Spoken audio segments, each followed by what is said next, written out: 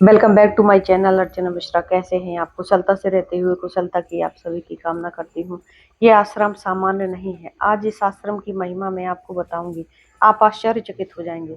ये जो आश्रम है, यहाँ पर एक ऐसे दिव्य संत हैं और सिद्ध संत हैं जिन्होंने अपोलो जैसे हॉस्पिटल के पेशेंट जो लास्ट स्टेज में था, मेरे ही सामने पानी के कमंडल से छींटे डाले और वो एकदम दर्द जो पीड़ा में था वो ठीक हो गया। मैंने उस परिवार से पूछा तो उन्होंने बताया कि 1 करोड़ रुपए इलाज में और लगभग 7 से 8 लाख रुपए हम झाड़ फूक में खर्च कर चुके। इतना अद्भुत आश्रम, और मैंने आश्रम में 20 से 25 लोग थे। बहुत ही दुर्गम स्थान पे है और बीहड़ स्थान पे है। इनकी कोई पब्लिसिटी नहीं है। ये सिर्फ निस्वार्थ भाव से और बहुत ही बिना भौतिक किसी संसाधन के अपना जीवन व्यतीत कर रहे हैं। और वो सिद्ध संत हैं और ये एक पैसा ना लेते हैं ना पैसा चढ़वाते हैं यहाँ पे, ऐसा मैंने सुना। और आज मैं इनकी यात्रा से के लिए निकल पड़ी हूँ। मैंने सोचा आप सभी को दिखाऊं, और लाखों लोग क्यों ना, ऐसे जो गंभीर बीमारी है इसका निदान अगर नहीं मिलता है तो फिर कम से कम लास्ट स्टेज पर व्यक्ति हर जगह जाता है, तो ये एक प्रयास ऐसा भी होना चाहिए लोगों का, मेरा मानना है। चूंकि सनातन की बहुत बड़ी महिमा है और ऐसे दुर्गम और बीहड़ स्थान पर और घनघोर जंगलों में मैं खुद अपने परिवार और बच्चों के साथ लेके आई हूँ। और मैंने सोचा कि आज इस चमत्कार और आश्चर्य से आप सभी को मिलवाऊं, क्योंकि सनातन संस्कृति में महिमा बहुत अद्भुत है। अध्यात्म और ईश्वर की खोज में हजारों वर्षों से कई ऐसे संत हैं जिन्हें कठिन तपस्या से न सिर्फ भगवान के दर्शन हुए, बल्कि कई दिव्य शक्तियां भी प्राप्त की। उन्हें किसी प्रकार का ना तो महिमा मंडल चाहिए, ना पैसा चाहिए, ना कोई पद चाहिए, ना कोई भौतिक संसाधन चाहिए। सिर्फ प्रभु की भक्ति और जन कल्याण में ही इनको संतोष मिलता है। ऐसे इस परम संत के विषय में मैंने जब सोचा तो उनसे मिले बिना नहीं रही। और मुझे बहुत अच्छा लगता है संतों के साथ अ, बातचीत करना, उनसे मिलना, उनसे आशीर्वचन लेना।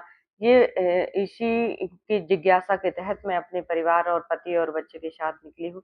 ये दुर्गम स्थान आप देख रहे हैं, यहाँ बीहड़ जंगल है, चारों तरफ दूर-दूर तक कुछ नहीं है, पहाड़ी एरिया है एकदम।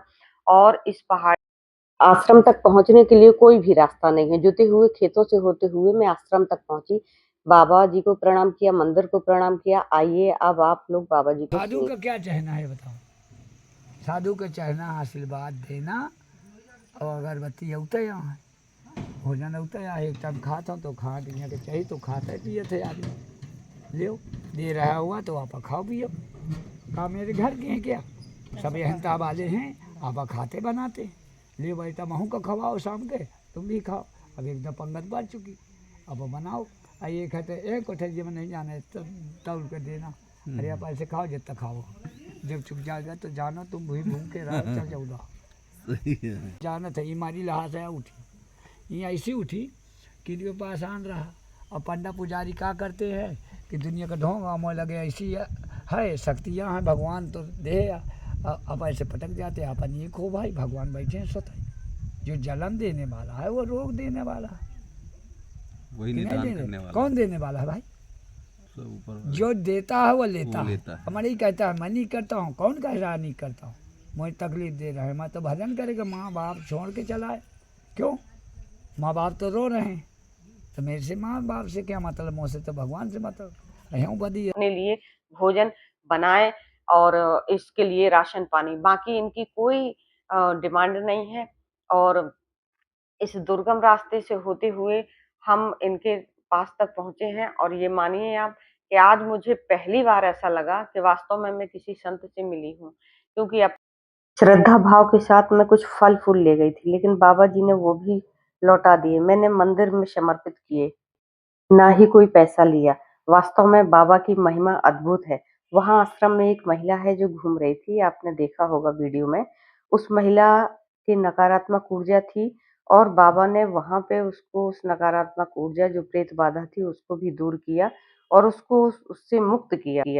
आसपास के लोगों ने बताया कि बाबा सिर्फ अपने कमंडल के से छींटे मारते हैं और किसी भी व्याधि हो, कोई भी रोग हो गंभीर, ठीक कर देते हैं।